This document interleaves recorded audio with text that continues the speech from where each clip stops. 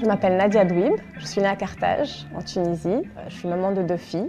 À 18 ans, je suis arrivée à Paris pour faire un parcours assez classique, prépa HEC, école de commerce. J'ai commencé à travailler dans la banque, la finance, le conseil. Je trouvais que j'éprouvais beaucoup plus de plaisir lors de ma journée de travail pendant ma pause déjeuner. Je passais plus d'1 heure dans les grands magasins, à regarder les gens, à découvrir les marques. Et du coup, en 3 semaines, j'ai changé de vie professionnelle, j'ai postulé, j'ai été prise dans un grand magasin parisien extrêmement connu. Et voilà, c'est comme ça que j'ai commencé ma carrière dans la mode. J'ai été acheteuse pendant plusieurs années, donc un métier de rêve. Ensuite, il y a 5 ans, j'ai eu la chance de concevoir et imaginer les Galeries Lafayette des Champs-Élysées. Aujourd'hui, je me positionne avec une casquette d'expert. J'accompagne des marques et des designers, mais aussi des e-tailers.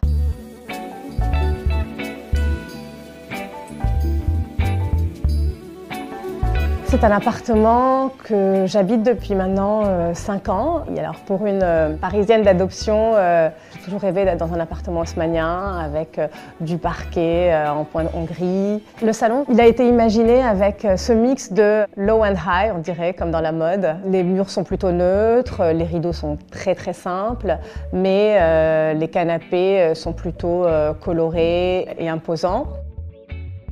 C'est hyper important pour moi d'avoir la symétrie pour structurer cet espace. Il a ce côté graphique par sa forme, mais en même temps extrêmement cosy et avec le velours. Je le casse un peu avec ces coussins de India Madhavi et qui viennent aussi apporter d'autres couleurs que j'aurais pas forcément mises spontanément dans le salon. Cette table, en fait, c'est une table qu'on a achetée quand on a emménagé ici. C'est une Platner. Sa version gold est assez rare et c'est ce qui me plaisait, en fait. Ça lui donnait encore un peu plus de cachet. Et j'aime aussi l'accessoiriser avec soit des petites coupelles, comme ici, celle de chez Goussens, des petits cendriers un peu bonbons. Ce qui est aussi important dans cette pièce, c'est ce mur en miroir. C'est un mur que j'ai trouvé ici quand j'ai acheté l'appartement. C'est un peu d'ailleurs ça qui m'a fait craquer pour ce lieu. Et ensuite, j'ai voulu aussi apporter ces lustres et ces touches de lumière. En me promenant à Saint-Ouen, je suis tombée sur ces appliques d'Émile Stejnar. Ça m'a rappelé un peu ce côté glamour du cinéma hollywoodien des années 50 et je me suis dit que ça serait très très bien ici. Quelque chose qui est pour moi super important, c'est les vases et les fleurs. C'est vraiment quelque chose qui m'apporte beaucoup de joie, de bonheur, de bonne humeur. J'aime le côté renouvellement, que ce soit les livres, les bougies. Je retrouve en fait dans ma décoration mon mood, mon style vestimentaire.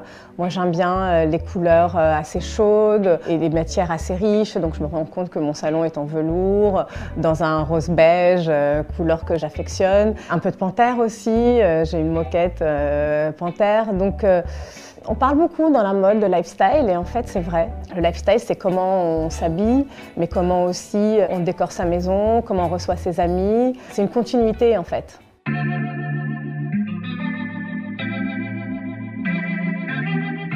Une des pièces maîtresses de ce salon, c'est cette magnifique table de chez Knoll, la fameuse table tulipe. C'est une table qu'on a longtemps convoitée et on a sauté le pas quand on a acheté cet appartement. Elle est mixée avec des chaises qui sont de la même ligne. Par contre, c'est des chaises vintage, achetées vraiment 3 francs 6 sous dans une enchère à Drouot. Et c'est drôle parce que ces chaises, quand on les a achetées, tout de suite on s'est dit on va les refaire, les retapisser.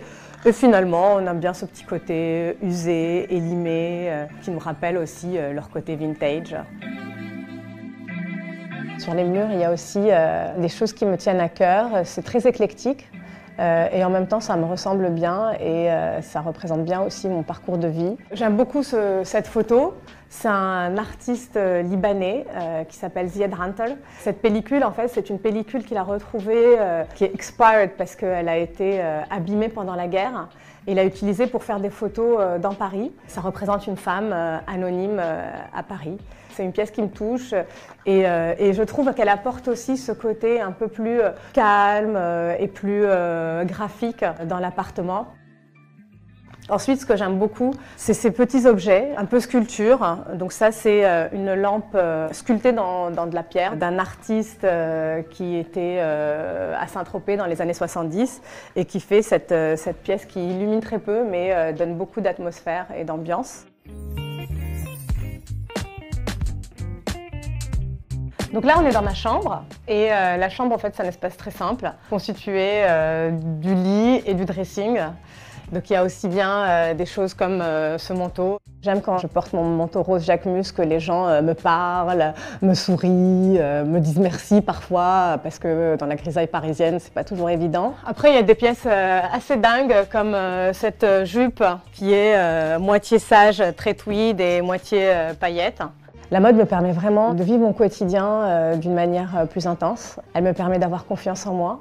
Elle me permet aussi de créer du lien avec les gens. Pour moi, ce qui est important dans la mode, c'est pas juste ce qu'on porte et quelles sont les marques, c'est vraiment le style, la dégaine, le look. La pièce la plus incroyable de mon dressing, je pense que c'est cette robe. Cette robe rouge, full sequin. C'est une robe Nina Ricci et c'était la première collection de Guillaume Henry. Quand je l'ai vue défiler, je me suis dit waouh, il faut absolument que je m'achète cette robe.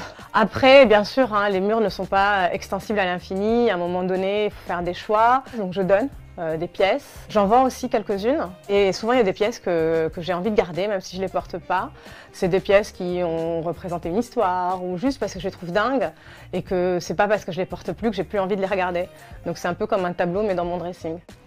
Ici, c'est la Secret Room. C'est le speakeasy où je stocke tous mes sacs, bijoux et bien sûr souliers. Comme ces sandales Miu Miu que j'ai depuis très longtemps et que j'ai longtemps portées. Il y a aussi ces magnifiques escarpins Céline.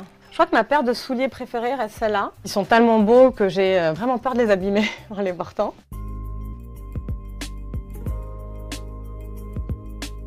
Alors ici, on est dans la cuisine. Moi, je viens d'une culture où la cuisine est hyper importante, on passe beaucoup de temps, c'est souvent des pièces grandes où on reçoit même. La convivialité, on l'a apportée avec cette table en bois, où on peut dîner à 4, voire même 5. Au sol, on a ce damier noir et blanc qui est pour moi tellement parisien et qui apporte aussi ce côté chic.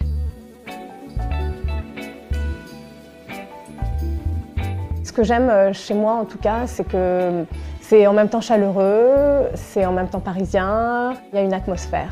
Et c'est ça, je pense que l'équivalent de la dégaine et du look dans un appartement, c'est l'atmosphère.